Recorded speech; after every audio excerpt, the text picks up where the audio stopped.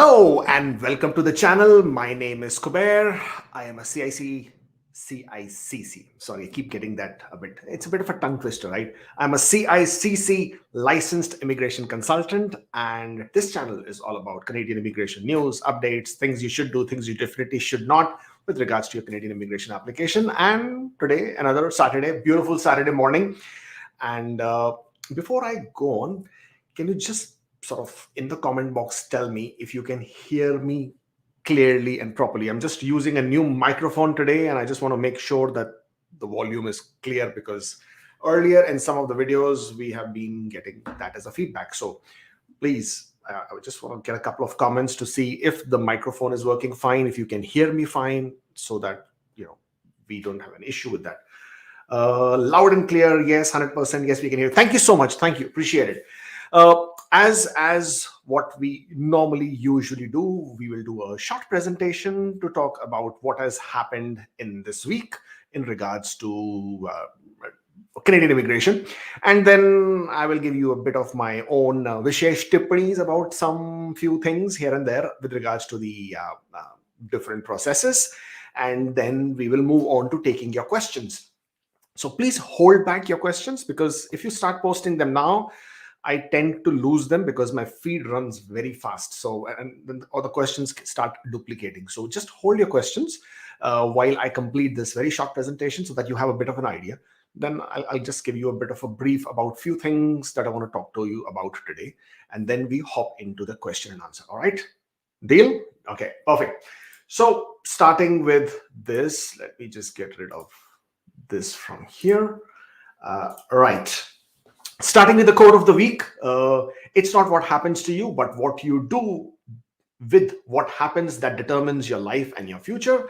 I think it resonates with me a lot. I mean, shit happens in life, right? I mean, that is life. Things happen, and what you do with it, what you choose to do with it, the good things, the bad things, that is what is going to determine how your life progresses further. Right, so this is Canadian Immigration Weekly Roundup.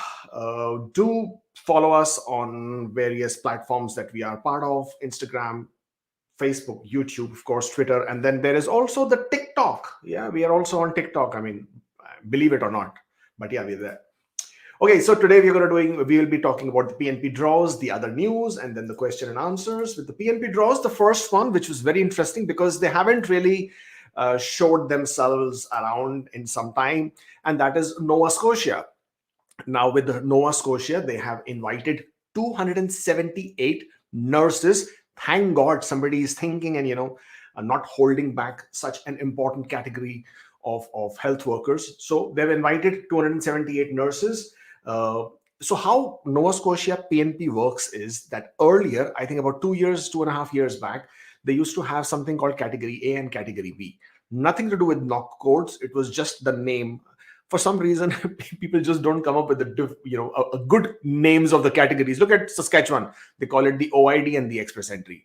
So Nova Scotia used to call it Category A and Category B. In Category A, you needed a job offer. Category B, you didn't need a job offer. They would open one fine day, and if you were able to log in your application, you would be able to submit an application. So that was Nova Scotia. It was a very, very popular stream. Some amazing number of people have managed to get through, because that was really incredible. But now moving forward, Nova Scotia now invites people specifically based on their labor market priorities. And obviously, nurses was identified as that occupation for this starting of this year. So this was their first draw. And obviously, in order to be eligible to be invited for Nova Scotia draws, you don't need to do anything specific. You don't need to create any separate portal or profiles. You just need to have an active Express Entry profile. If Nova Scotia chooses to sort of invite those specific occupation codes, which is your primary NOC code, then you will receive a notification of interest from them. They do not do regular draws like Alberta and some other provinces. They will do it once in a while and target very, very specific NOC codes. In addition to that, they will usually invite people who are already inside the province who can apply through the job offer streams that they have. So that was Nova Scotia's draw. Ontario has been quite active this month. It was like raining invitations from Ontario. So they invited 828 candidates. That was on the 8th of February, and then they invited more candidates. I do have a number on that. Let me just check. No, I don't. I haven't put that on. I don't know why we have missed on that one. But then there was another draw that happened on the 9th of February where employer job offer stream, people who had job offers, they were invited. Let me just see if I can pull it out from my, because that is also an important one. So just want to give you a glimpse of that.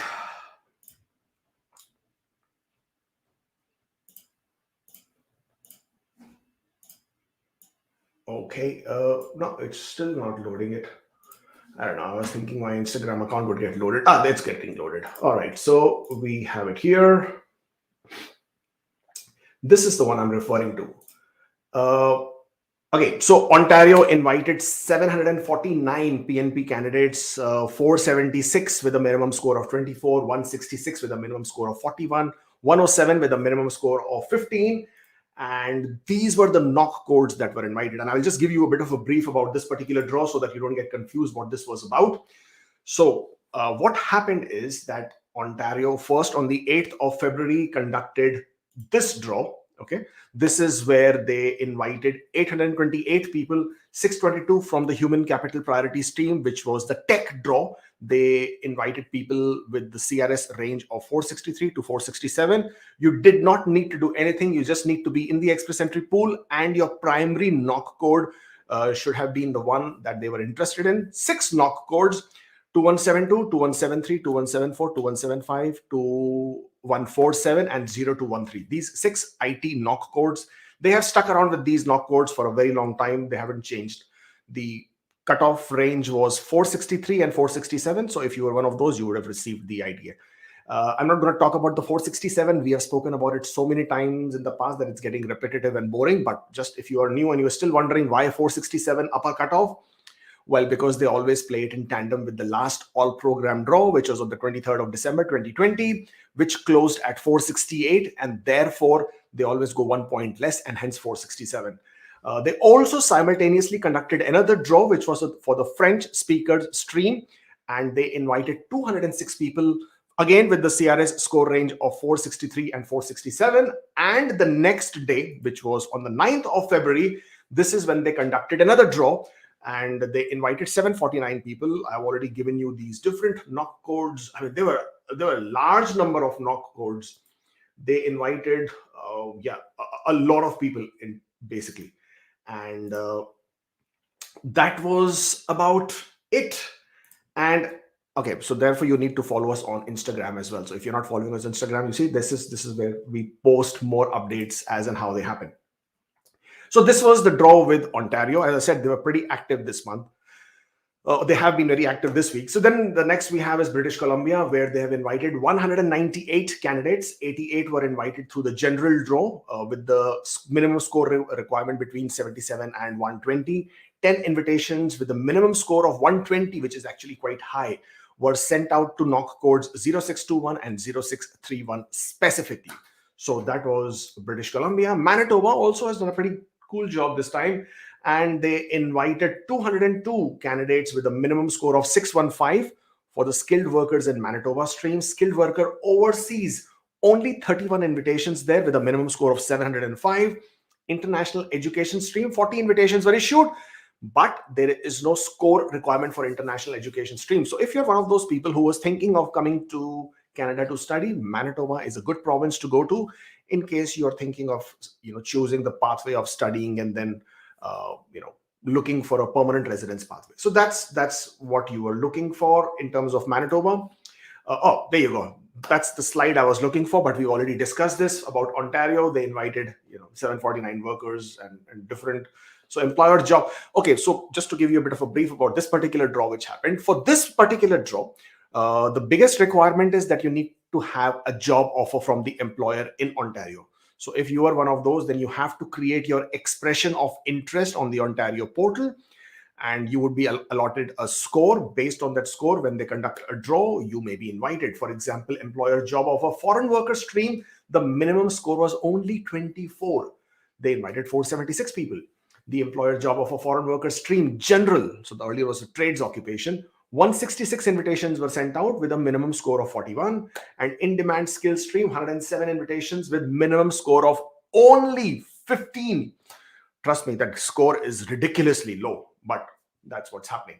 But they did invite different occupation codes of nearly 41 NOCs. So good job, Ontario. In other news, what do we have?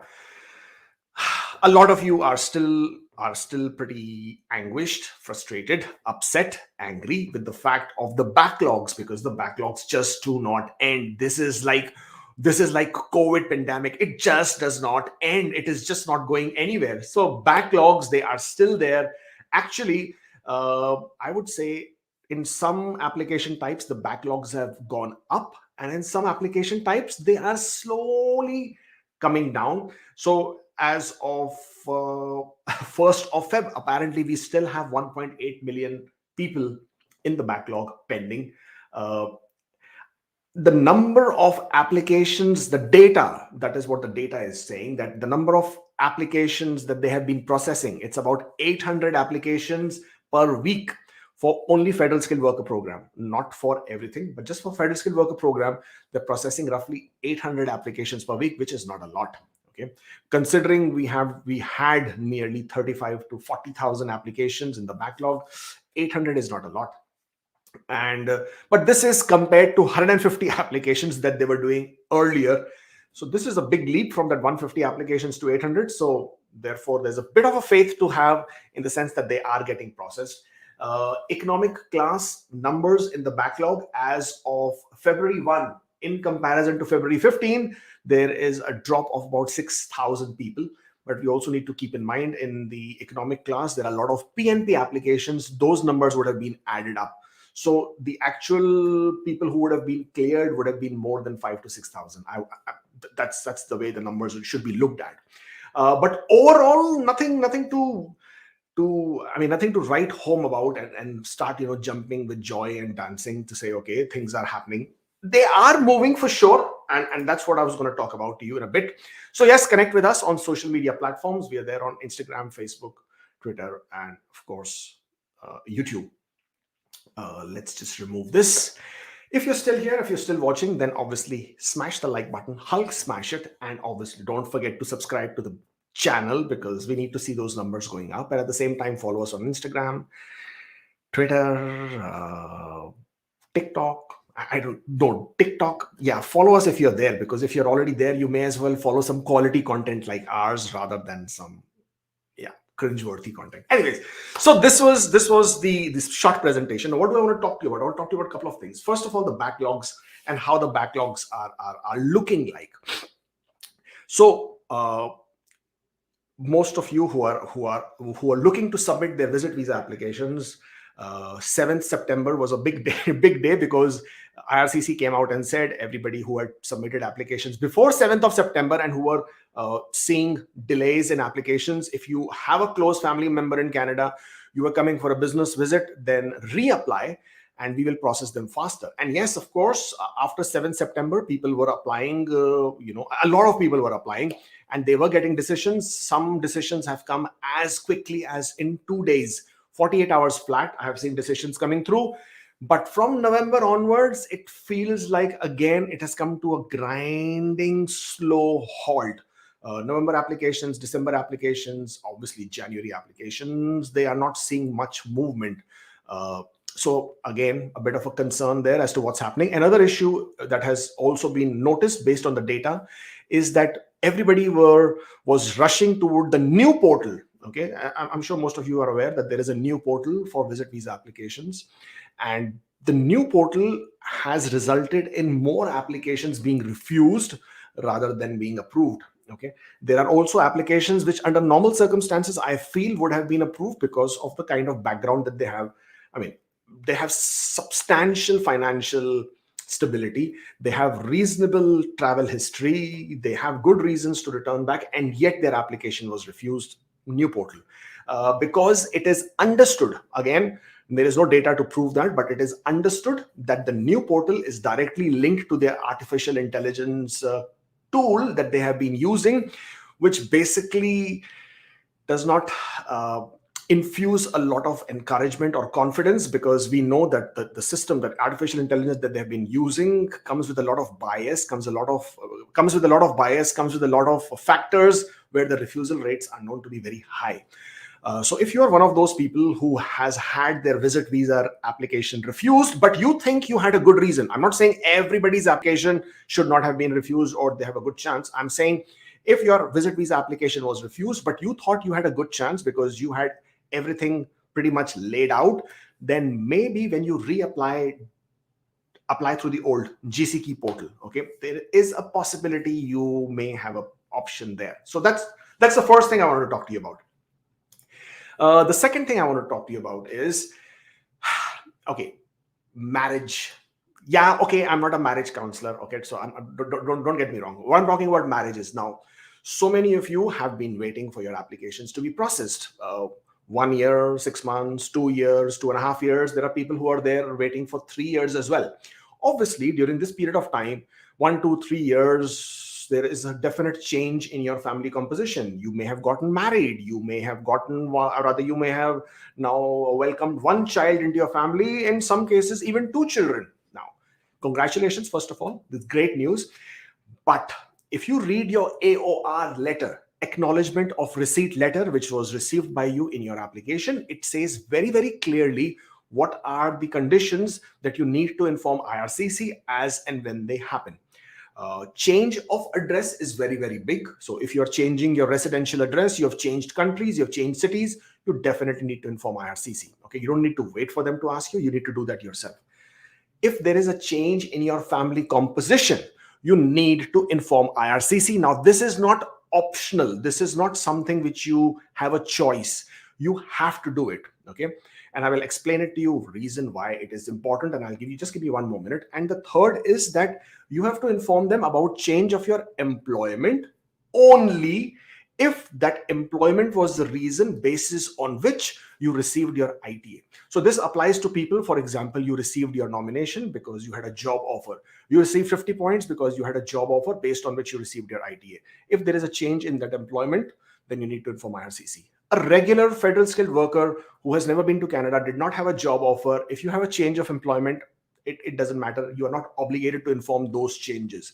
You had a change of designation, you had a change of you got promoted, you got demoted, you left the company, you were not working anymore, you're not employed anymore. All these changes are not required to be updated to IRCC, only if the employment change was the result because you received your ITA. Then you need to inform IRCC. Okay, so just to be aware now, because a lot of people still are confused about these things. Now, most important thing, the one I wanted to talk to you about was the family circumstances and the changes. There have been few cases of people who got married, received their passport request, thought they will inform IRCC but forgot, or thought it was not important, but they were in a rush to get to Canada because, hey, they've been waiting for such a long time. They came to Canada without informing IRCC that they are now married. What is the result of this? After they have become permanent residents, 6 months later or a few months later, they obviously are now separated from their family. They wanted to sponsor their spouses. So when they have sponsored their spouse, now comes the big problem. You cannot sponsor your spouse or your child if you have not already declared them before becoming a permanent resident. It's extremely important. There is no condition under which you will be able to sponsor your child. This is for the economic programs. The only public policy that is there is for protected persons and for refugees. So this does not apply to you. If you have applied through Express Entry, you've applied through PNPs, you've applied through any economic program. If you did not declare your spouse, your children at the time of you becoming a permanent resident, then you will not be able to sponsor them. Not only that, you have also committed misrepresentation. How have you committed misrepresentation? Now, part of your inadmissibility checks to Canada is to check if your family member is admissible or inadmissible. Okay, because if your family member is inadmissible to Canada, so are you. Okay. In such situation, they have to conduct inadmissibility checks on your spouse or your child. In child's case, it's more to do with the medical inadmissibility. In a spouse's case, it has to do with the violation of human rights, security, background checks, criminality, and of course, medical. And if you did not inform IRCC about your change of family circumstances, which basically meant that you did not get your spouse uh, checked for inadmissibilities, therefore you were not checked for those inadmissibilities, and hence it's a material misrepresentation which can have some very severe consequences. So once again, I know you are in a rush. I know you are absolutely excited. You have this anxiety of wanting to get to Canada fast because now you have your passport request and you want to make sure that you come to Canada at the earliest. But please do not make this mistake. You must disclose, you must declare your spouse, you must declare the fact that you have now welcomed a child in your family. You have to inform IRCC. It's not optional. There is no way around it. In some cases, people have informed IRCC, okay? But we know what a mess at this point of time the whole IRCC and the web forms, etc. is. Web form has become like one big black hole. You keep raising web forms. People are raising web forms for everything. I have a headache, web form. IRCC, I have a headache. My cat has just littered. I have now 6 more kittens. Hey, IRCC, I have 6 more kittens. I have now gotten vaccinated. Hey, IRCC, I've gotten vaccinated. People are raising web forms for trust me, I know it because, hey, I do so many consultations. So people tell me all kinds of things. And some of them are downright ridiculous. But it's the anxiety which is resulting in people doing this, right? They're just anxious. Everybody feels that if they will inform IRCC, maybe they will do something about it. Now, with all these web forms being raised, with so many of them actually being irrelevant, it's a good possibility when you actually raise a web form which was supposed to be raised, which is required, which is critical, which is important, which is relevant, it gets missed out, it goes into a black hole, it does not get actioned, or somebody somewhere slips up and somebody doesn't take notice of that. Absolutely possible.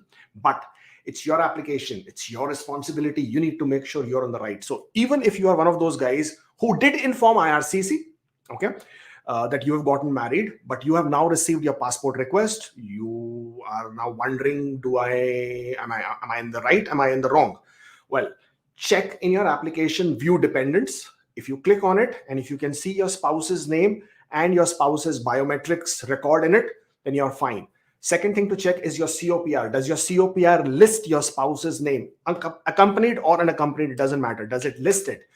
If it does, you're on the safe. If it does not, if your spouse's name does not appear on the dependents list, if it does not appear on your COPR, you need to make sure that that is updated before you travel. If you travel, spouse is not updated, you're in a big problem. Okay. So don't try to, rush to come to Canada and then say, okay, I will inform IRCC later on. Accompanying spouse, unaccompanying spouse, it does not matter. In both the cases, they will still complete their inadmissibility checks. So whether the spouse is accompanying or not accompanying, it doesn't make any difference to them. And in both the cases, your COPR will have to be reissued. The dependent status has to be updated. So whether you choose to have some people think that if your spouse is not going to be accompanying them, this process will be faster. It will not be fast. It will still take the same amount of time. You still need to get your spouse's medicals. You still need to get your spouse's police clearances. They will still need to be checked for all the background information. So that information will still be there. All the forms will remain the same. The only thing which you will not need to do is pay their application fees and write for permanent residence fee. So apart from that, everything else remains the same. This is extremely important. Please keep note and don't make that mistake. This was one. Second, very important factor that I want to talk to you about is, I may be shooting myself in the foot when I'm saying it, but what the hell. Guys, you don't need a consultant. Okay. And I'm serious. Majority of you don't need a consultant. You don't need to take anybody's services. You don't need to pay any kind of fee.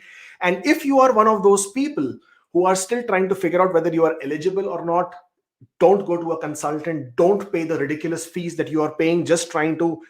And if somebody tells you that they will definitely lodge your application for PNP and They will guarantee you an application. They will guarantee, and they have lawyers who are sitting in Canada, or they have consultants who are highly placed, and they know those secret doors, and they will make that happen for you. You are walking into a trap to get scammed, to lose your money. Please, for God's sake, do not use consultants. You don't need them. IRCC website is very, very comprehensive. It is very, very detailed. In most cases, let me give you a few things where people sort of start wondering, what do I need to do? The minute you have crossed the age of 30, you are already on the back foot with regards to your express entry scores. Okay, unless you have a sibling in Canada, unless you have a past work experience in Canada, unless you have Canadian experience in Canada, you're already on the back foot with the scores, only with the express entry scores. Yes, you have PNP options, but I'll come to it about in a minute. But in the express entry itself, you're already on the back foot. So please understand that there is a CRS calculator. Check the CRS calculator, check your eligibility. If your score is above 475, 480s, you are still fine as of today. Okay, because we are expecting draws to happen within a few months' time, and when the draws do start happening, you will see the scores sort of dwindling down, and you will have an option there. But if your scores are anywhere less than 470 as of today, you need options. Okay, express entry is not going to work for you. Second thing is, for some reason, people think PNP is a easy route, that okay, I didn't get express entry, PNP karwa do, PNP lagwa do, PNP batao. First of all, my friends, there are not too many PNPs. Canada has 13 provinces and 13 provinces. Okay, Canada has 13 provinces and territories, of which the 10 provinces that they are there and the 3 territories, there are a total of about 12 provinces and territories which have some immigration program. One which is none of it, they don't have any immigration program. They're part of the Northwest Territories. Most of the PNP programs require you to be in Canada, whether you're working in Canada, you have a job offer, you have Canadian work experience. Most of the PNP programs. The ones that do not need a job offer are Alberta, Nova Scotia, Prince Edward Islands, Ontario, Alberta, and Manitoba. You don't really need a job offer, but then there are other things that surround them. Okay, and of course New Brunswick also, there are some streams there. There is always going to be a catch somewhere. Okay, you need to identify, just do a bit of research, figure out what the trends are, figure out what the background is, instead of draining away your hard-earned money, 1 lakh rupees, 2 lakh rupees, 50,000 rupees, 75,000 rupees on that corner shop agent or a consultant. Just spend 20 minutes, half an hour, 1 hour doing your research. Join some Facebook groups, join some YouTube, watch some YouTube videos, not all of them, because some trashy ones out there as well. But do your research, figure out whether you're eligible or not, make some sensible decisions. Trust me, the minute you have crossed 34, 35, you're already on the very, very difficult side of things as far as the immigration is concerned. There are only very, very few options. Okay. For most of you, the options are going to be difficult. And because they are difficult, a lot of you think, I want an easy door. There is no secret door. Nobody is standing guard at the door and will take some money from you and let you go inside. It's not going to happen. So don't fall prey to that, because you will only then lose your money and still be at the same place 2 years, 3 years later. Study options. Yes, if you wish to come to Canada to study, then that is definitely an option. Though getting an approval is another challenge altogether. Gap is not a problem. Age is not a problem. People at the age of 40, people at the age of 44, 45, 48, 50 have also secured a study permit application approval. They've come to Canada, they're studying. After that, they can figure out a pathway. So age is not a problem. Study gap is not a problem. You being able to prove that you're a genuine bona fide student who's coming to Canada for serious studies because there is a reason, and they have compelling reasons to return back to their home country, you can make a case out of this. Okay, so that's a study permit application. Study permit route is one that you can look at. Second, which people don't like as an option, is the French as a second language. Now, I know it's difficult, but think about it. What is going to be easier? You spending money with unscrupulous agents buying into their stupid theories, or you spending money on yourself, improving your skills, your talents, and making yours, adding that French as a second language. In the express entry itself, there are almost 60 points that you can add. For example, if you're looking at Saskatchewan, you can add 10 additional points there. You can become from not being eligible to being eligible to not only being eligible to getting very high scores and going there. You can add additional points as well as get into the Ontario's French speaker stream. Alberta has already announced that if French is your first language, as indicated in your profile, you might be a person who they will be looking for when they're sending out their next round of notification of interest. Provinces like New Brunswick has French speaker strategic initiative stream where they're inviting francophones. Nova Scotia regularly invites people who are francophones. So you see, there are so many options in terms of PNP which open up. Yes, it is going to take a time. It's going to take some time. So you're looking at spending probably 1 year, 1.5 years.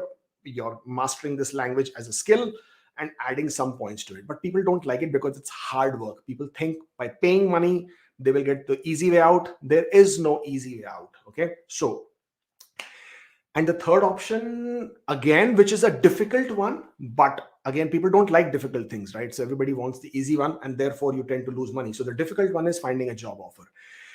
You probably will win a lotto. You will probably win a lottery. You will probably find the Aladdin's Chirag without the Aladdin, then to find the job offer. Okay.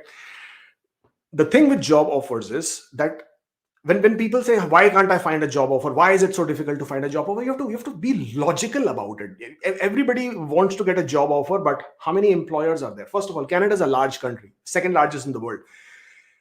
But we have a very small population of 37, 38 million people, and the population is spread out. Okay. And the number of entrepreneurs or employers versus employees, obviously the number of employers are less, the companies are less. And as inside Canada itself, the unemployment rates could vary between 4% to 6% to 8%, depending on which province you are and depending on what's going on there. Why should an employer hire you? Why should an employer give you a job offer? People just don't think. They just want to sort of, figure out an easy way out. And hence, so there are three reasons why an employer will be motivated to give you a job. Okay. The first reason is that you have exceptional skill sets. You have some talent. You have some qualities that the Canadian employer cannot find elsewhere. They just cannot. And they need that quality in order to run their business. They need that talent. They need that skill set to run their business. Well, then you are in absolute luck, because no matter where you are, you will you'll get a job offer, you will get it easily. And no matter how long the employer has to wait, they will wait for you and they will bring you in. Because does the employer really want to wait for 1 year, 2 years before you will come to Canada? I mean, if anybody has a vacancy, they need to fill them right now, or maybe in a month's time, or maybe 2 months' time, maybe 3 months' time, maybe 6 months' time. But waiting for somebody to come after 1 year, 1.5 years, 2 years, it's illogical to expect that. That is the first thing. That is the first motivation that the employer has, that you have exceptional skill set. The second motivation that the employer has is if you are, they want to do a favor for you. Why will they do you a favor? They'll do a favor for you only because you are their friend. You are their friend's friend. Friend's friend. They are within your network of influence. So they are your relatives. They are your relatives' relatives. They are one of those who do not have a problem doing this favor for you. Okay, we will spend the money. Okay, we will do this hassle and get the LMIA for you and give you the job offer.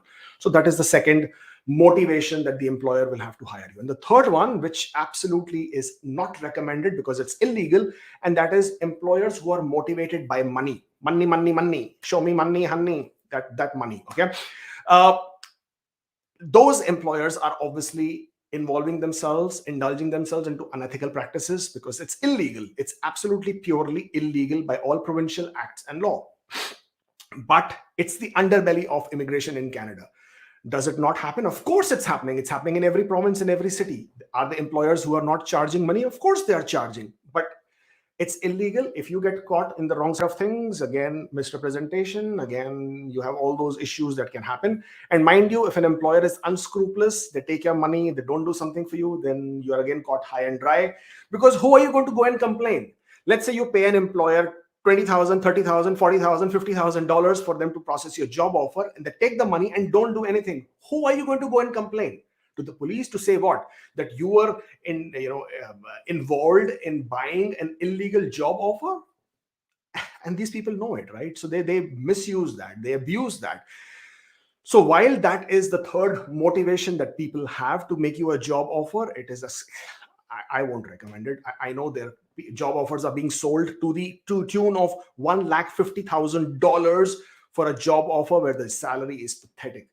But people are buying it. People, I mean, I know people who do this all the time, and at the same time, this is illegal. When you get caught, you will be on the wrong side of things. But these are the three situations of job offer. So how do you find a job offer? You're going to turn around and ask me? Well, for that, persistence, patience, and perseverance. Okay, if you can do this, then you can do this. I know again, I also know of people who have actually succeeded, who did actually find a job offer, who did actually get around to finding an employer who is willing to wait for them, to willing to sort of make this for them. How did they find this? Okay, Job Bank of Canada is a big source of jobs that are available. Now, Job Bank also is the source of people who are selling these LMIAs. Now, how is that? Because if you want to apply for an LMIA, as an employer, you need to first advertise these positions in the Job Bank. Without that, you cannot process the LMIA. So majority of the jobs that you're looking at the Job Bank are actually meant for someone else. Okay, they are just there on the Job Bank because that is a part of the requirement. They have to do it. Okay, they will still look at the resumes and they will still refuse and reject. But the thing is, by doing this, you at least find that who are the employers who have vacancies. Not all employers are fraudulent. Not all employers are doing this for the heck of it. There are genuine employers out there who are also using the Job Bank to hire foreign workers. It's absolutely legit.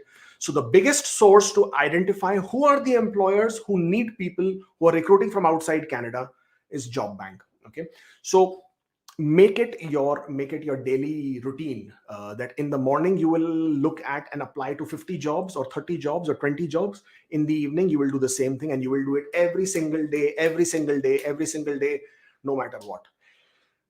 Do it for a few months and see what the result is. I'm not saying it's a sure shot guaranteed way of doing it, but it is definitely better than not doing it. If you just want to sort of hope and pray somebody is going to walk through your door, knock and say, hey, I have a job offer for you, it's not going to happen. that is not going to happen. You will need to make this happen for yourself. So if you have that perseverance, you have that patience, you have that grit to get it done, then Job Bank, Workopolis, Indeed, LinkedIn, use your network. If you don't have a network, make your network. Figure out who you can approach, figure out who you can talk to, and influence them with your charm. Talk to them, show your charm, show your personality, and then make it happen for you. But these, my friends, are the options that you will have if you are at that age where nothing else is working out for you. Your CRS is low, your Saskatchewan points are low, you're only counting and hoping on Alberta. It may happen, it may not happen. Well, what do you do? There are so many teachers out there, and teachers are always wondering, no province wants to invite me. Still, the agent is saying he will get me through. How is it going to happen? Well, for the teachers, you have to figure out a way to get a teaching license. It's not easy. It takes time. But even if you're outside Canada, it is a possibility. If you ask me right now, I don't remember it. But if you go onto the provincial websites, the teaching regulatory bodies, follow their requirements, follow their instructions, get your certification done, you may have a teaching license before you come to Canada. Using the teaching license, you can approach the private schools. There is a huge demand of teachers.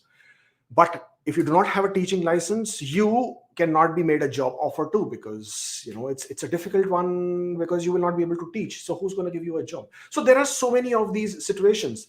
Therefore, you will not need to do it yourself. An agent is not going to help you. A consultant is not going to do it for you.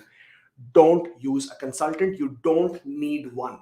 Unless you have a situation, you have an issue, you are one of those guys who really feels really panicked, has anxiety issues in terms of you do not have attention to detail, you do not have the patience or the time to research every single thing, you just want to make sure everything is done properly. In that case, look up for a CICC licensed immigration consultant, who, by the way, is talking to you right now. All right, ping us and then we will take up your case and see what we can do. Hey, this is not supposed to be any kind of a promotion in any which ways. I genuinely, really, from my heart, sincerely mean this. Come to our Facebook group. It's 200,000 people. Okay, at no point of time does anybody tell them go to a consultant. Most of the time, people will tell you do it yourself. You can do it yourself. There's plenty of support available. Another good platform is the CanadaVisa.com forums. There is plenty and plenty of info. There is no situation, there is no case, there is no complexity that you have which does somebody else has not gone through before. There are cases there. Everything has happened before. Somebody else has already been through it before. All you will need to do is use Google and say, Google Maiya ki jai, and then start with it, and you will get your answers. So don't use a consultant. You don't need one. Get on with yourself. But yes, please do your due diligence, do your research, make sure what you're doing is absolutely correct. And as per the law, don't put yourself in a problem because the consequences are really, really severe. That's what I wanted to talk to you about today. Now, if you're still watching, and there are plenty of you, hit the like button, okay? And I want to see some more subscribers there. So subscribe to the channel because, hey, who else is giving you all this genuine, good, credible information, right? And then we move on to the question and answers. And I said in the beginning, don't put your questions yet, but a lot of you are doing that regardless. It doesn't make sense in saying that, right? But so we will look at the questions now and see what do we have here. Okay, as far as before I get to the questions, because I can see some of them are already about the backlogs. Well, the backlogs are clearing out. New Delhi visa is working. Singapore visa office is working. Sydney is working. Abu Dhabi is a bit slow, actually quite slow. If you check Abu Dhabi's visa office timings at this point of time, they are ridiculous. They're showing visit visas at 600 days, some plus. I'm like, what? 600 plus days? But yeah, that's what's looking at this point of time. Not to say that these backlogs will not be cleared in due course of time, because Sean Fraser did state specifically, explicitly, that they're looking to clear 147,000 people by the end of the first quarter. And if those number of people are cleared, and I'm hoping and I'm sure that they would clear that, because they did manage that when they were trying to meet their target of 4,01,000 people in 2021. So they did manage that. So I'm sure going forward they will. I can see a lot of PR applications for spouses, family reunification coming through. I can see a lot of PR applications, PPRs coming through, passport requests, federal skilled worker outland, your PNP applications. The applications which have been submitted in 2021, they are actually being processed much faster. The backlogs continue with 2018, 2019, 2020. But 21, you guys are lucky. You know, you're getting through faster. You're getting through within 6, 7, 8, 10 months, earlier sometimes. But don't do your medicals. I would not recommend it. If you're asking that question, don't do your medicals, because you may not even be asked for a medicals. And if you're going to do an upfront medical, linking it sometimes can be a challenge. So just wait. It's not going to create too much of a delay. You've already waited for so long. So wait for the medicals. Request to come through from IRCC and then complete your medicals. What else? Backlogs. Yeah, as I said, I have received few passport requests myself from New Delhi visa office direct. So also check your spam folders. Sometimes there are some emails which will land there. Some requests might go there. Additional document requests are coming in plenty. People are being asked for proof of funds. People are being asked for police clearances. Schedule A.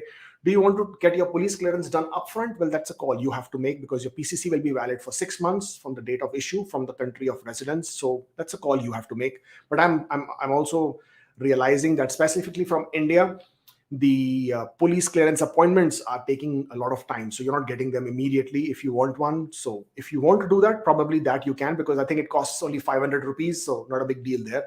Medicals, not so much. If you're a family of 2, 3, 4, 5,000, 6,000 per person, you can wait.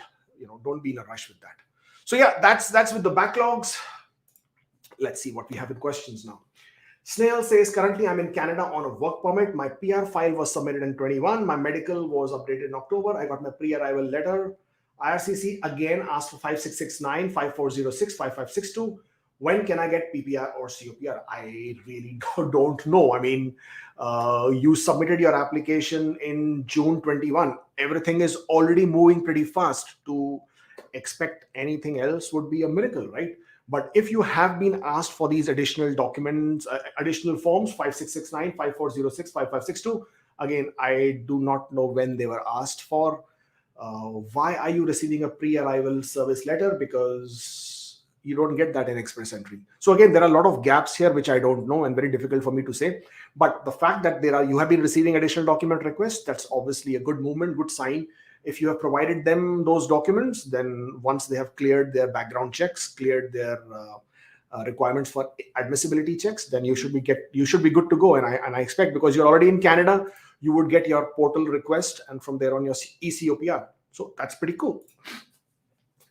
Yuka says, if I do soft landing and need to go back to my country as soon as possible because of my job, would it be okay to halt the 14-day quarantine before it finishes? No, absolutely not.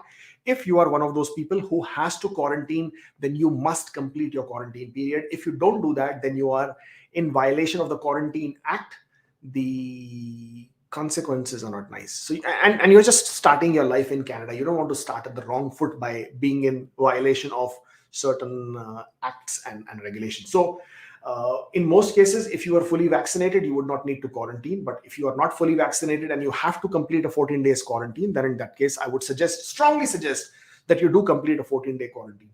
But do check. I don't think it is a 14-day quarantine anymore, but do check. I think it's about 8 or 10 days kind of a thing. But do check your travel updates before you travel, and yes, absolutely make sure that you stay in compliance with whatever the requirements are. Okay.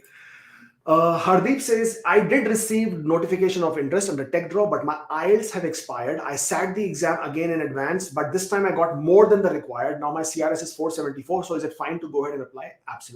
Absolutely. Go ahead and apply. There is no problem. When you're submitting your application to Ontario, provide your old and the new report and briefly explain that this is what has happened in terms of your IELTS having expired, and absolutely fine. There is no problem with it. Hi from Thailand. Hi Varsha. And then there is, as per the latest COC, I'm not sure what you're referring to. Some questions. Okay. Aisha says, received AOR in 27, Jan medicals pass, no ADR is yet. What stage would be the application be at this time when, right? Okay. You're asking me about what stage your application would be. I mean, I don't know what your stage your application would be. You've just submitted your application on the 27th Jan, just now. I mean, which is like, how many days back is that? Not even 20 days back. And you are saying you got medical passed, no ADR. Unless your 27th Jan you're referring to was 2021. Okay. In that case, I can't tell you what stage your application is. You will need to apply for GCMS and then look at it and see what is happening with your application.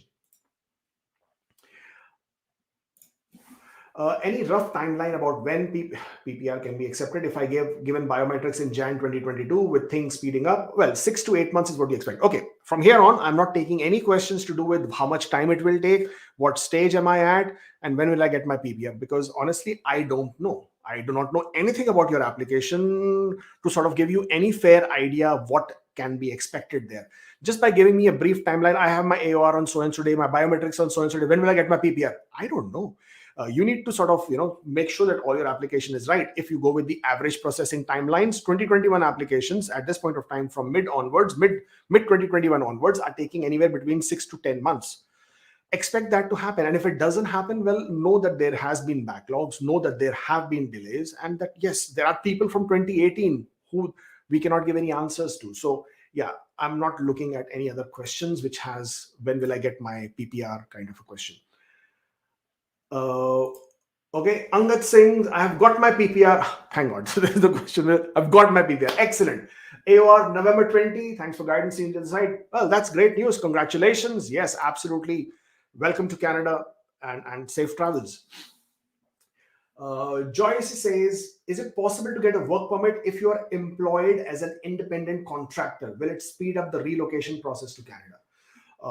Is it possible to get a work permit? Well, if you get a work permit, you will be given a work permit, which is a closed work permit. Basically means you will be working only for that employer. So you can't be an independent contractor. If you're an independent contractor, means you're self-employed. You're working for yourself. If you're working for yourself, then obviously you cannot get a work permit unless you start your own business and then apply for your own work permit from your own company, which is a different proposition. So yeah, if you're looking for a job offer from an employer, then it will be a closed work permit and you will be an employee. You will not be an independent contractor. Okay. Can you talk about the processing time for PR cards for new landed immigrants? It can take anywhere from 2 weeks to 4 months, 5 months. That's what we've been looking at. There is no timeline. It all depends which center is processing your PR cards. Can I get my open work permit TRB stamped outside Canada? I applied under Canada option, but I had to leave because of family emergency. Can't wait for PPL. Yes, yes, absolutely. You can, once your TRB applications, your uh, whether it's a work permit, whether it's a study visa, whether it's a visit visa, it's not a problem. You can get it stamped from any country, no matter where you are. There's no problem with that. I knocked out the like button. Well, Max, thank you so much. You are Arnold Schwarzenegger. Yeah, well, I expect that from you. Thank you, man. Will there be an issue if one used a gift deed from a sibling for express entry? Okay. So, what is this funda with the gift deed? The gift deed basically is, there is no requirement from IRCC for gift deed. At no place does IRCC insists upon a gift deed. You have to understand what is a gift deed. IRCC states that when you are providing them with the proof of funds, this funds should be yours, okay, and they should be unencumbered. They have to be free of any liens, and it should not be borrowed. So this money has to be yours. You shouldn't have, I mean, you couldn't have borrowed this money and show it as proof of funds. Therefore, when you receive funds from your family members or from anybody, you now need to prove that this money belongs to you. And one way to prove that this money belongs to you and that you haven't borrowed this money is to show that it was gifted to you. And because it was gifted to you, the money belongs to you and it is yours. And therefore, the gift deed option comes. Okay, I hope that is clear. Now, because the gift deed basically proves that the money has been gifted to you, and therefore you can use these funds at your will, as per your wish. Therefore, getting a gift deed from a sibling is not a problem at all. If you are showing that this money was given to you by your sibling, your sister, your brother, there is no problem at all. You can use that, but always understand what the whole thing is about.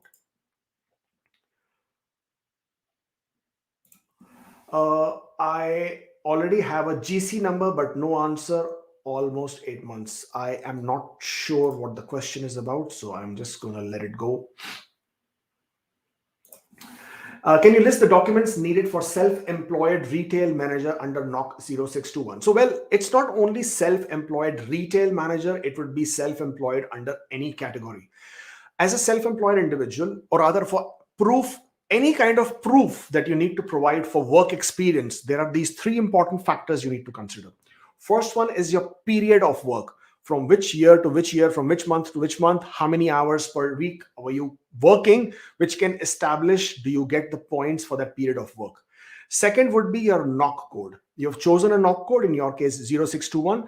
You have to prove that this NOC code is what you were working as. And number three is that you were compensated in terms of remuneration. You were paid for this work experience. These are the three important components which are considered vital, critical for you to be able to claim your work experience. Now, think out of the box. When you're a self-employed individual, how can you provide proof for these three factors? And the proof that you provide has to be credible. You cannot write for yourself, hey, my IRCC, my name is so-and-so. I was working as a retail manager. I paid myself so much of salary. I did these duties. So give my work experience points and I'm good to go. It doesn't work like this, because I can write, I'm the president of, whatever country, but it won't work, right? So therefore, you will need to get third-party documents. First of all, because you are calling yourself as a self-employed individual, prove that you are a self-employed individual. Do you own a business? Do you have a business registration? Do you have some tax registration? Do you have some certification which might be required by the municipal laws or the local government? Provide those documents. Are you a partnership? Are you a sole proprietorship? Are you an incorporation? Provide those documents. So that proves that this is a self-employed entity. Number two, your period of work. Now, your period of work would be indicated as part of the documentation that you would also provide for your NOC code validation. How is a NOC code validated? NOC code is validated by way of your description of duties and responsibilities. Have your clients, your customers, or somebody who is a regular customer, have 3, 4, 5, 6, 10 of them give you letters, notarized affidavits, which says that I have been visiting this person's store. I have seen this person. I've been visiting the store from 2016 until recently. This store has been on the corner of so-and-so street. I visit this with my family. I have seen this person working here. This person, while he's working here, I have seen this person doing this, and this. These are the duties of this person. I bear witness. I've seen this person performing these duties while I was availing this person's services or while I was coming to the store. Get this from 10 people. In this, you have already indicated the period of time from 2016 until now. I have seen this store open from 9 a.m. till 6 p.m. Now you have established the number of hours per week. I have seen this person performing these duties. Now you have identified the knock code. Therefore, this becomes your period of work and your knock code. Finally comes your remuneration. For that, show your invoices, show the fact that you've been paying taxes, your income tax returns, your bank statements, your company's bank statement, not yours, because this you're proving your business, because you and your business are supposed to be the same. You're self-employed. So your business's bank statements, all of this in combination, and anything else that you can think which validates all of these aspects, this will become your work experience as a self-employed individual. It doesn't apply only to a retail store manager. It applies to all categories of self-employment. Okay. Okay. More questions. When can I expect my medical? When can I expect my PPR? When can I get my TRV? Not taking those. Got a request. All right. Let's see this one. Got a request for updated police clearance. I'm in Canada. Indian consulate cannot process it within 30 days as asked by IRCC. What do I submit? Okay. Well, obviously, apply for PCC, and then in the section where you are asked to upload the documents, upload an explanation stating that you have applied for police clearance, but it is taking longer than 30 days. Please give me an extension to provide the police clearance. This is the proof that I have applied for the police clearance, and then attach the proof of you having made the payment and you having applied for PCC. With this, IRCC will accept your extension request and they will wait till you get your PCC. Once you get the PCC, if they have given you the extension within your account, upload it through your account. If not, then use the web form and upload the police clearance. There is no problem with it. Salim Khan says, any possibility for TR to PR schemes in future? I personally don't think, it's my opinion, I don't think there would be a TR to PR kind of a scheme.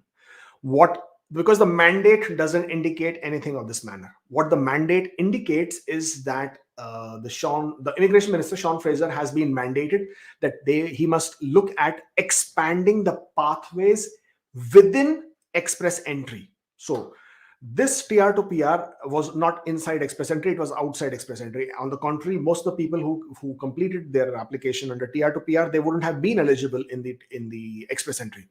But the new mandate for this year talks about expanding pathways in express entry. Because it is so clearly mentioned in express entry, I'm assuming it is not going to be a TR to PR. I'm assuming it's going to be more to do with some changes that may be made in express entry, whether they give you more points for Canadian experience class or international students, or they start conducting draws by picking profiles from express entry and identifying those. It could be knock based, it could be points based, it could be background based, it could be any of that.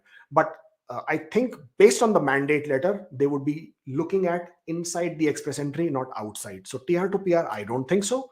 My opinion again, but yeah, I think it is going to be more to do with inside express entry.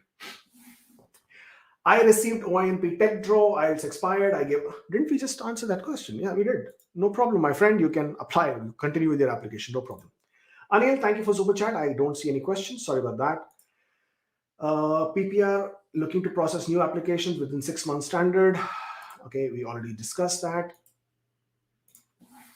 Okay, my wife is pregnant. She did not get the complete full medicals done. AOR is January 8, 2022. How delay it will be processed, and should I get the BL now? Well, the fact that you did not complete the medicals, well, that basically means that the so completion check may not have been done. It may have been put on hold, number one, and it would be delayed until your wife has delivered and she can complete her medicals. At that point of time, you will also be adding your baby to the application and also providing forms and documentation for your baby.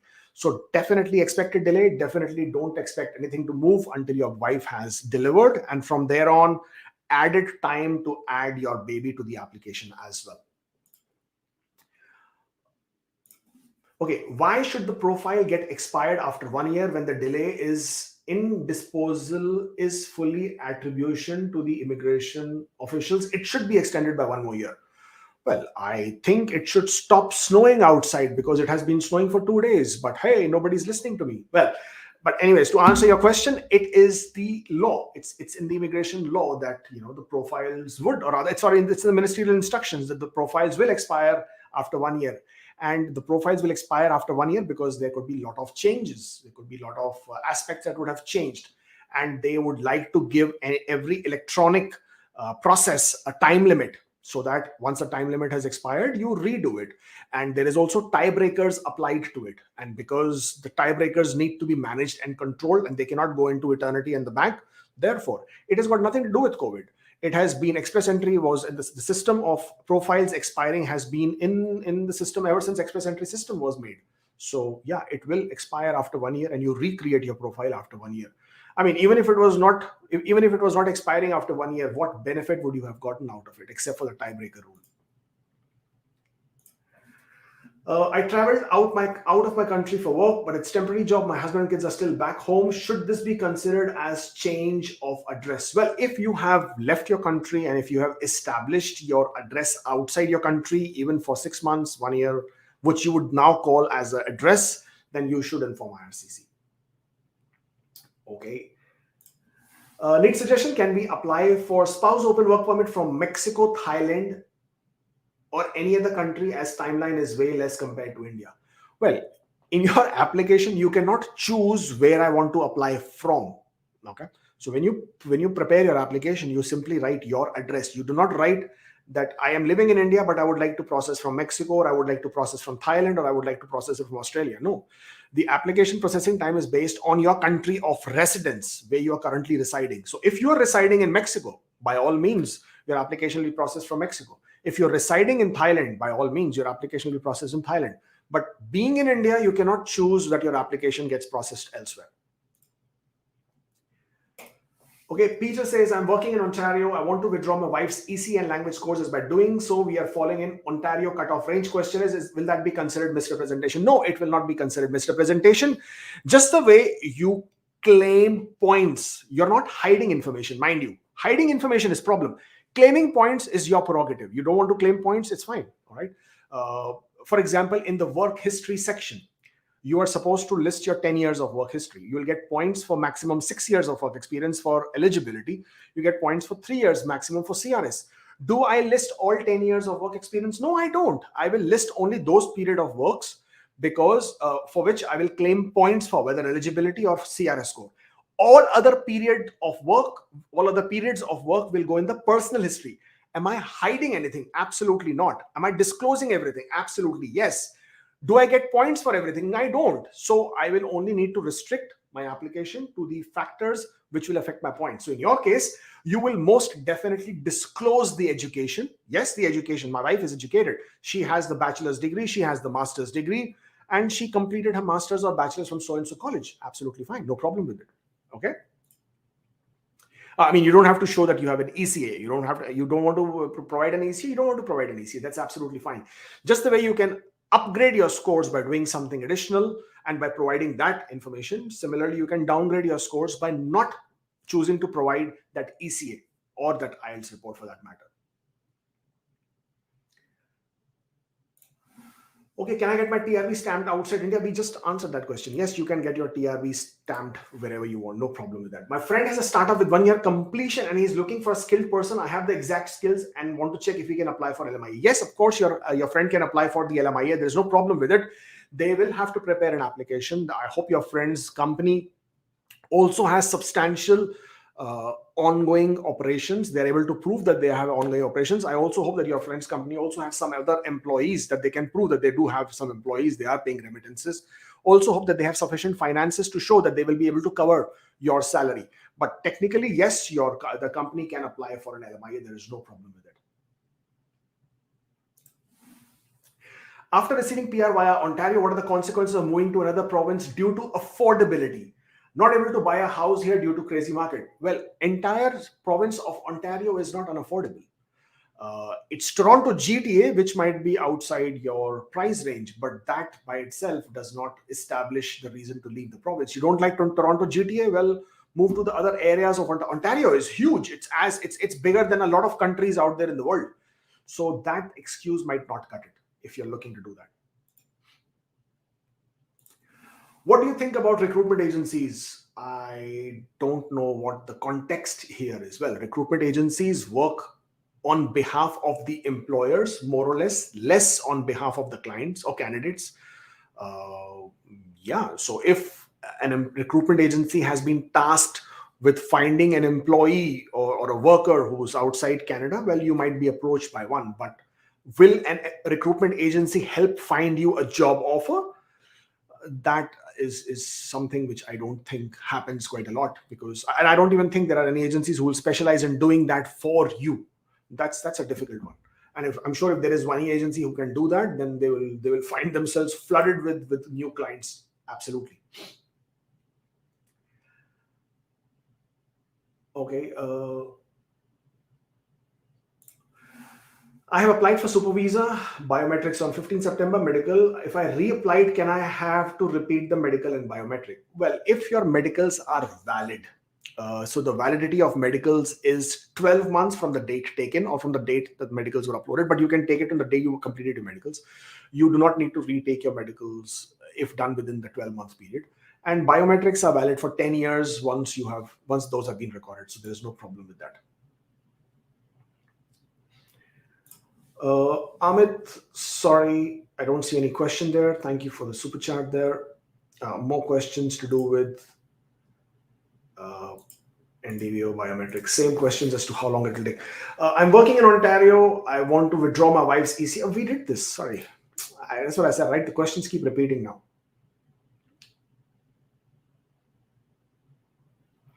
Yeah, same questions. Okay, let's see this one.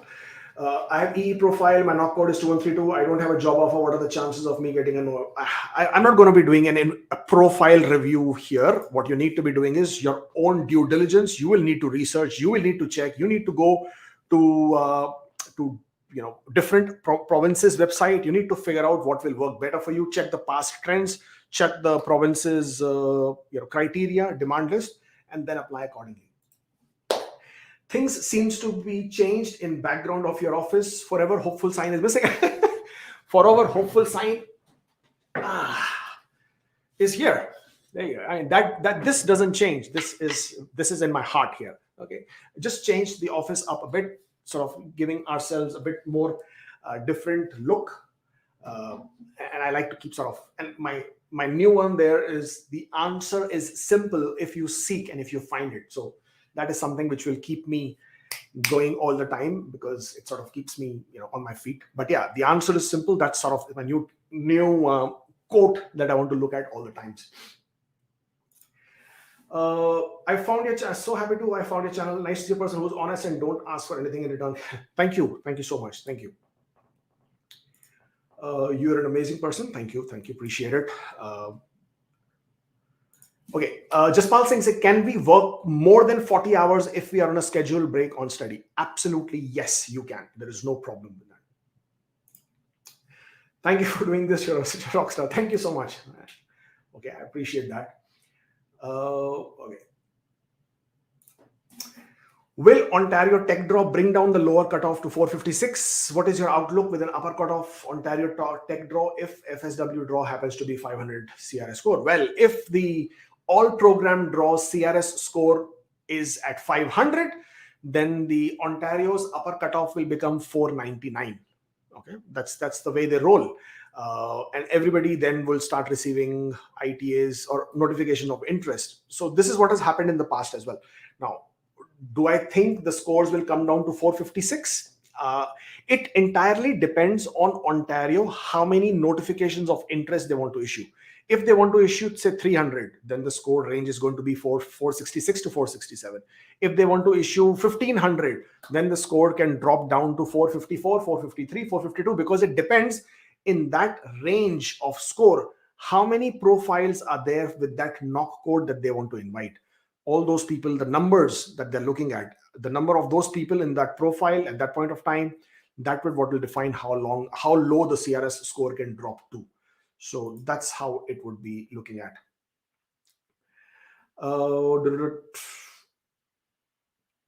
Okay, same questions. I'm just sort of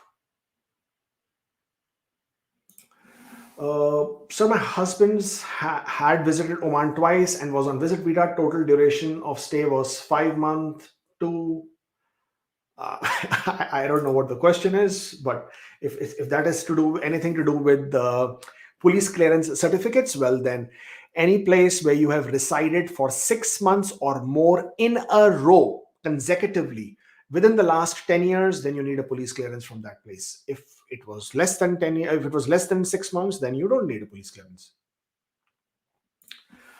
Being Saskatchewan nominee, can I work remotely for an Ontario-based employer who doesn't have any branch in Saskatchewan? If yes, how Ontario employer will pay Saskatchewan provincial tax on salary paid?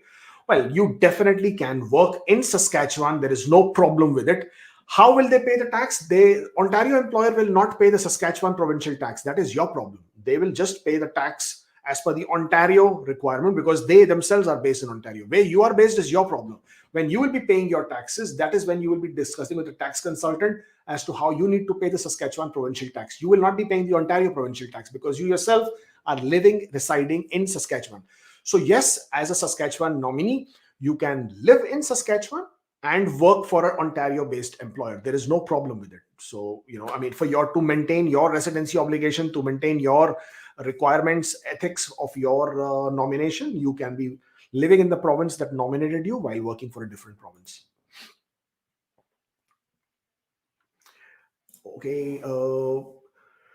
29 years, 469, haven't opened profile. I'm confused given to the current situation. What should I do? Good chance in coming months if I open my profile. Well, you should always create your profile. Never ever hesitate to create your profile because you never know.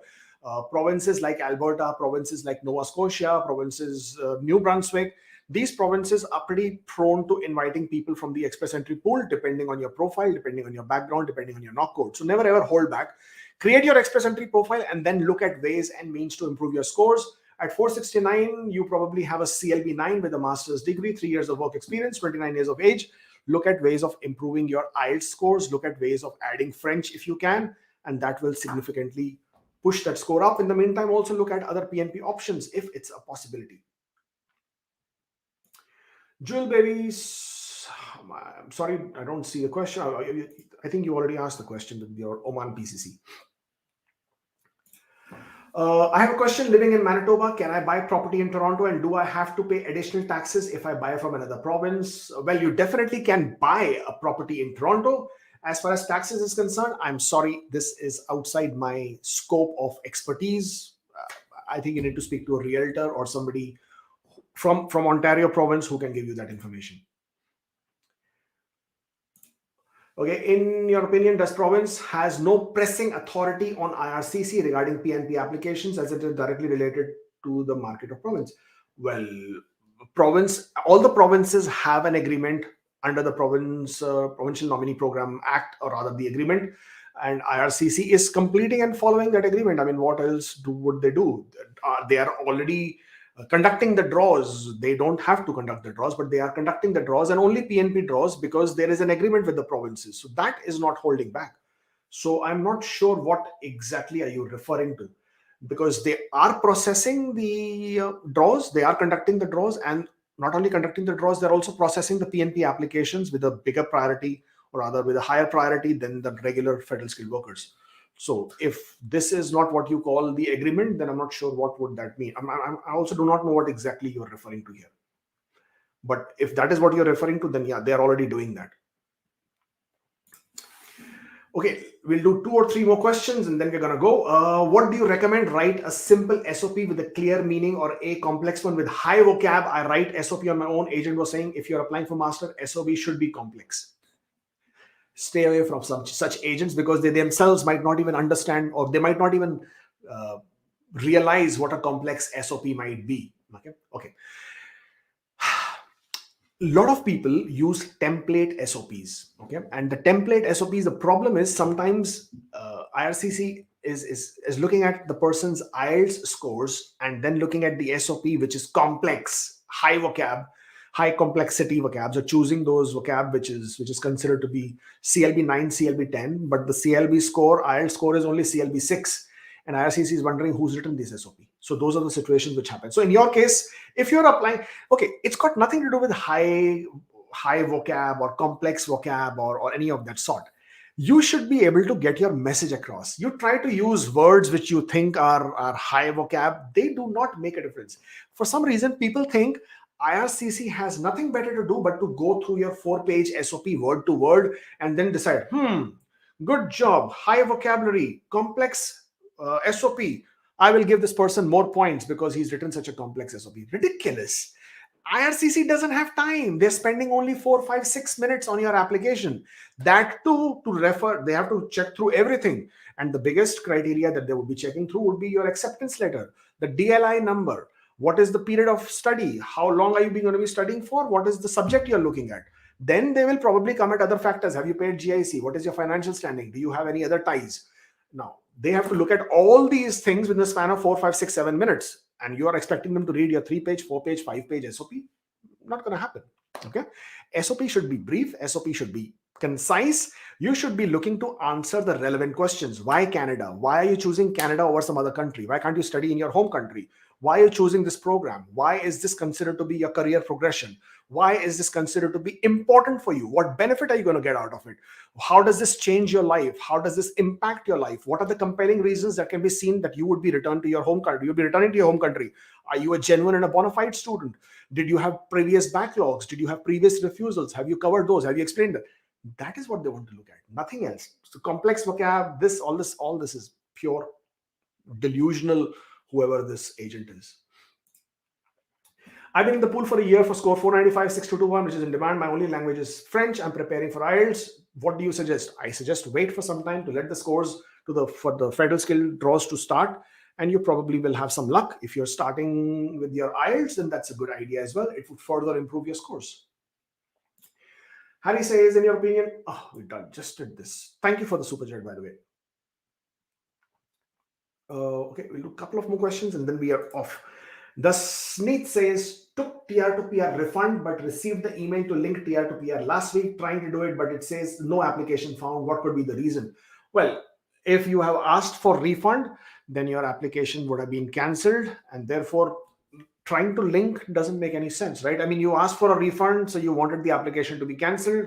If you wanted the application to be cancelled, then what is the reason to now link the application? Could be one of the reasons, to be very honest, that they would have cancelled once you have refunded. Second would be that you should choose the information exactly as you had entered in your IMM 0008 form. Apart from that, there should not be any other reason. Apart from that, if they're still continuing with your application, even if you haven't linked the application, that's fine. You will still receive emails in regards to any document requests that they wish to continue with. With IELTS 5, is it possible to get study visa? It is possible. Okay, it is absolutely possible under the non-SDS stream. It is going to be extremely difficult because you now will have to provide substantial evidence that you can actually study in Canada, because the program, the language of program is going to be English. So if it is going to be English and complex language based on the fact that it is a post-graduate certificate or a advanced diploma or whatever level you're studying, then with CLB level 5, will you be able to cope up with the study? That is where the problem is. That's the reason why the requirement is of CLB, the all factor 6 or CLB 7. So you will have to make that justification. Or how will you make the justification with only CLB 5? That's the problem. So it's possible, but it's going to be very, very difficult.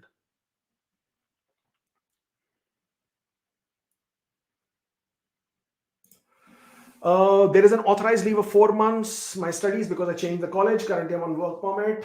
Will it be a problem while declaring the education? No. It will not be it will not be a problem. Simply in your personal history, mention about this and briefly explain in your letter of explanation. I came to Canada 20th January, work permit. 24th, I received pre-arrival. 25th, I received IMM. File was submitted in 22. I think we answered this question the first time itself. First question. Yeah. I reapplied in Jan. No update since my original application. The 5 is already in Canada on work permit. Any idea on timeline to open work visa? Okay, spouse open work permit applications are taking excruciatingly long. I haven't seen much movement happening. Only now we are beginning to see a very, very tiny trickle coming through of spouse open work permit applications. They have been taking a lot of time. 12 to 18 months is what we are now looking at in terms of the spouse open work permit applications. Okay, I reapplied in Jan as no update received on my original application. My wife is already in Canada. Well, if you get a visit visa, then you can come and apply at the border. But if you don't have a visit visa, you will unfortunately have to wait. Amit says, I applied for closed work permit September 2021, biometrics passed 12th November, updated 11th Feb. What is the next process? Next process is to wait, practice yoga, practice meditation, because application process can take a long time. At this point of time, work permit applications can be really long. Tech Gamer says, I'm working as a dentist. I've just entered Express Entry Pool. Any tips on getting nomination? Which provinces can I apply to? Well, dentistry, I don't think is invited in any of the provinces. You should start looking at other options, possibly French to add to your profile. We got COPR, need to complete landing before March. My wife is pregnant now with 6 weeks. Would this be a cause of any issue? Well, if you can arrive in Canada, then there is no issue at all. If you cannot, then you should inform IRCC that she will not be able to travel. If you are the primary applicant, then you should still make sure that you land and activate your status if IRCC is not willing to give extension. But if she's fine with traveling and if you guys can travel, then there is no problem at all.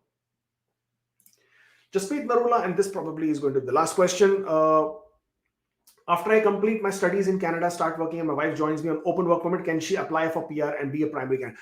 Absolutely, yes. There is no problem with that. If you're confusing yourself with the primary applicant referred to for the work permit, that is only when both of you are on work permit, and now you want to apply for an open work permit on the basis of your other partner. That is the criteria for that primary applicant, which you might be getting confused about. But as a PR application, there is no problem whatsoever. And she can be a primary applicant. There is no problem. Do we need to inform IRCC if non-accompanying spouse gets pregnant after COPR? Absolutely. No, gets pregnant after COPR? No, you don't need to inform. If she delivers after COPR, then yes, that would basically mean your family composition has changed, and you do need to inform IRCC.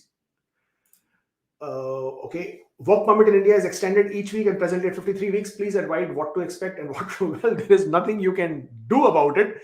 It is what it is, unfortunately. And yeah, I hope they start processing the work permit applications faster. There are people who have really been waiting for a very long time. Okay, last question. Mauricia says, is it misrepresentation if I choose only bachelor's degree when my West ECA says I have 2 certificates and bachelor's and postgrad? It is going to be difficult to explain for sure. It's not about misrepresentation. It's also about providing the document that you are providing for your evaluation. And if the evaluation document says you have got 2, but you're only trying to claim points for 1, it's going to be a difficult one to explain. And I would not advise to go this route, at least in this particular situation. All right. So that is all that I have for you guys today. Thank you very much for joining in. It's really nice to sort of connect with everybody and answer some questions. Please do subscribe to the channel. That's where it is. Okay. Hit the subscribe button for quality content and Canadian immigration updates. So subscribe to the channel. Hit that like button, please. And if you're not following us on Instagram, then please do. It's always nice to see more people joining in over there, because that's where we tend to post all the updates as and when they happen. And yeah, that's all I have for you today. Thank you for watching. Stay safe, take care, and I shall see you next time.